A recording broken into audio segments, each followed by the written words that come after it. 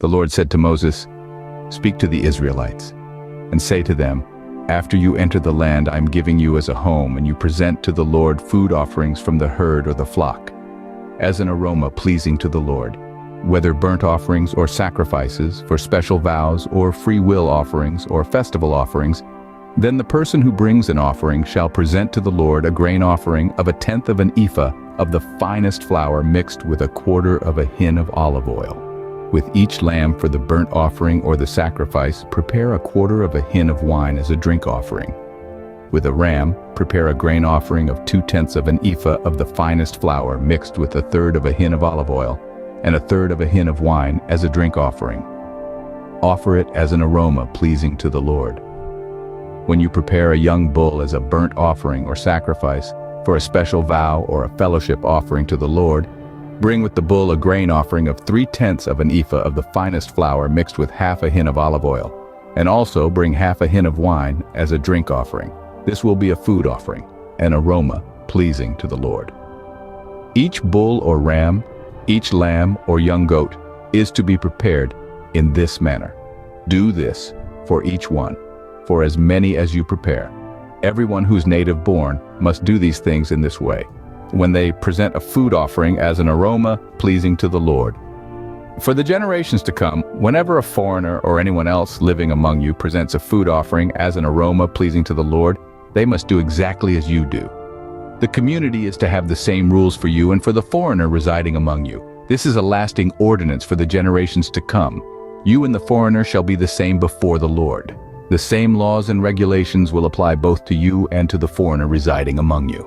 The Lord said to Moses, "Speak to the Israelites and say to them, when you enter the land to which I am taking you and you eat the food of the land, present a portion as an offering to the Lord. Present a loaf from the first of your ground meal and present it as an offering from the threshing floor. Throughout the generations to come, you are to give this offering to the Lord from the first of your ground meal, offerings for unintentional sins."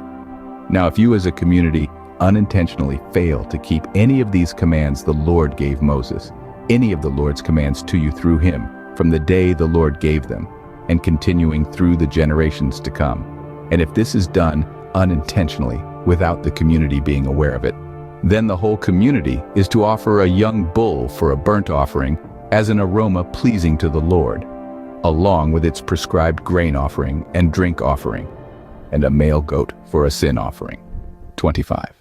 The priest is to make atonement for the whole Israelite community, and they will be forgiven, for it was not intentional, and they have presented to the Lord for their wrong a food offering and a sin offering. 26. The whole Israelite community and the foreigners residing among them will be forgiven because all the people were involved in the unintentional wrong. 27. But if just one person sins unintentionally, that person must bring a year-old female goat for a sin offering. 28. The priest is to make atonement before the Lord for the one who erred by sinning unintentionally, and when atonement has been made, that person will be forgiven. 29:1. And the same law applies to everyone who sins unintentionally, whether a native-born Israelite or a foreigner residing among you. 30. But anyone who sins defiantly, whether native-born or foreigner, blasphemes the Lord and must be cut off from the people of Israel. 31. Because they have despised the Lord's word and broken his commands, they must surely be cut off. Their guilt remains on them. The Sabbath breaker put to death. 32. While the Israelites were in the wilderness, a man was found gathering wood on the Sabbath day. 33. Those who found him gathering wood brought him to Moses and Aaron and the whole assembly. 34. And they kept him in custody because it was not clear what should be done to him. 35. Then the Lord said to Moses, "The man must die. The whole assembly must stone him outside the camp." 36. So the assembly took him outside the camp and stoned him to death, as the Lord commanded Moses. Tassels on garments. 37.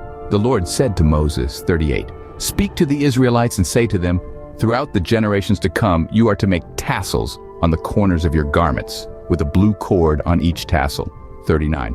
You will have these tassels to look at, and so you will remember all the commands of the Lord, that you may obey them and not prostitute yourselves by chasing after the lusts of your own hearts and eyes. 40. Then you will remember to obey all my commands and will be consecrated to your God. 41. I am the Lord your God, who brought you out of Egypt to be your God. I am the Lord your God.